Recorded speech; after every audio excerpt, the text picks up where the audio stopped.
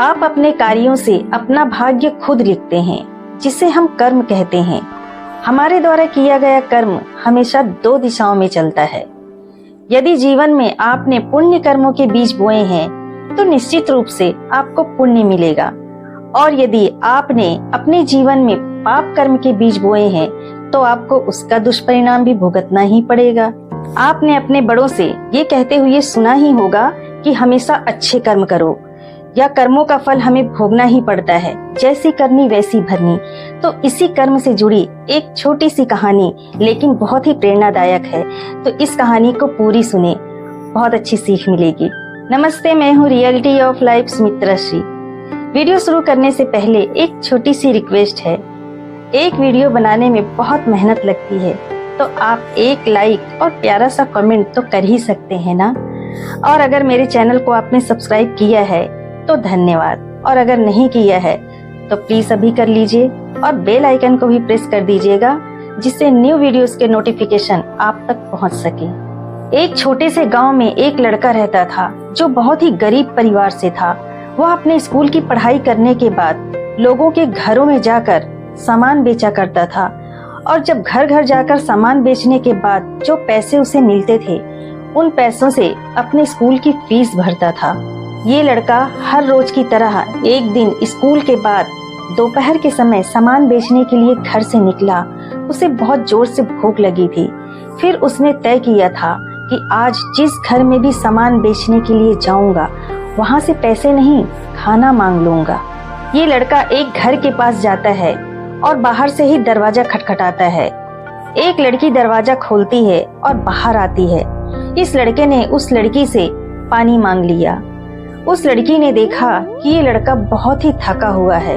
लड़की अंदर जाती है और ये सोचने लगती है कि ये बेचारा ना जाने कब से इधर उधर सामान बेचता घूम रहा है। इसे बहुत जोरों से भूख लगी है और बहुत थका हुआ सा भी लग रहा है। यह सब सोचकर लड़की ने उस लड़के के लिए एक गिलास दूध लेकर बाहर आती है। लड़का बहुत भूखा था, इसलिए वो दूध पी लेता है और बहुत खुश हो जाता है, और मन में ये सोचने लगता है कि अभी भी इस दुनिया में इंसानियत जिंदा है। ऐसा सोचकर भगवान को धन्यवाद देने लगता है, और उस लड़की से पूछता है कि आपको कितने पैसे दूं इस दूध के। लड़की ने कहा, नहीं, मुझे आपसे कोई पैसे नहीं चाहिए। मेरी माँ हमेशा यही कहती है कि दूसरों की मदद करनी चाहिए। फिर लड़के ने कहा, आपको इस सामान में से कुछ चाहिए तो आप ले लीजिए। पर लड़की ने कहा, नहीं, मुझे आपसे कुछ भी नहीं चाहिए। लड़के ने जाते हुए कहा, मैं आपका दिल से धन्यवाद करना चाहता हूँ क्योंकि आपने मेरी मदद की है। इतना कहते हुए लड़का वहाँ से चला जाता है। कुछ समय के बाद लड़का अपने स्कूल और कॉलेज की पढ़ाई पूरी कर लेता है, और वह एक अच्छे शहर में एक अच्छे हॉस्पिटल में एक डॉक्टर था। इधर लड़की के घर वालों की आर्थिक स्थिति दिन ब दिन बिगड़ती जा रही थी। एक दिन ऐसा आया कि वह लड़की बीमार हो जाती है, और उस लड़की को उसके घर वाले उसी हॉस्पिटल में लेकर जाते हैं जहां पर वह लड़का डॉक्टर था, और उसका केस उसी के पास आता है। अब लड़का लड़की का एड्रेस देखता है तो उसे पता चलता है कि अरे, यह तो वही जगह है जहां पर मैं अपने स्कूल के टाइम में सामान बेचने के लिए जाया करता था।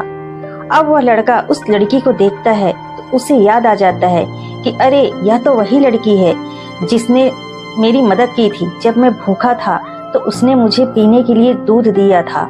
लड़का उस लड़की का अच्छे से इलाज करता है और अपनी टीम को भी कहता है कि इस लड़की के इलाज में कोई भी कमी नहीं होनी चाहिए।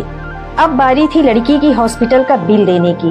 वह मन ही मन चिंतित हो रही थी क्योंकि उसके घर वालों की आर्थिक परिस्थिति इतनी अच्छी नहीं थी कि वह हॉस्पिटल का बिल दे सके।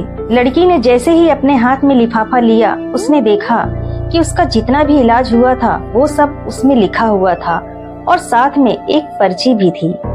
उस पर्ची में यह लिखा था कि आपने इस इलाज का बिल बहुत सालों पहले ही एक गिलास दूध से पे कर दिया है।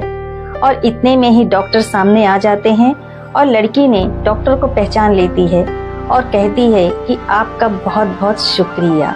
अगर आपने किसी के साथ भी कुछ भी अच्छा किया है तो अच्छाई घूमकर आपके पास जरूर आती है, और आपके साथ भी हमेशा अच्छा ही होता है, क्योंकि कर्मों का हिसाब बराबर होता है और हमें हमारी अच्छाई का फल जरूर मिलता है। इसलिए हमेशा अच्छे कर्म कीजिए। कहानी पसंद आई हो तो वीडियो को दूसरों को भी शेयर कर दीजिए और वीडियो को यहाँ तक देखने के लिए बहुत बहुत धन्यवाद।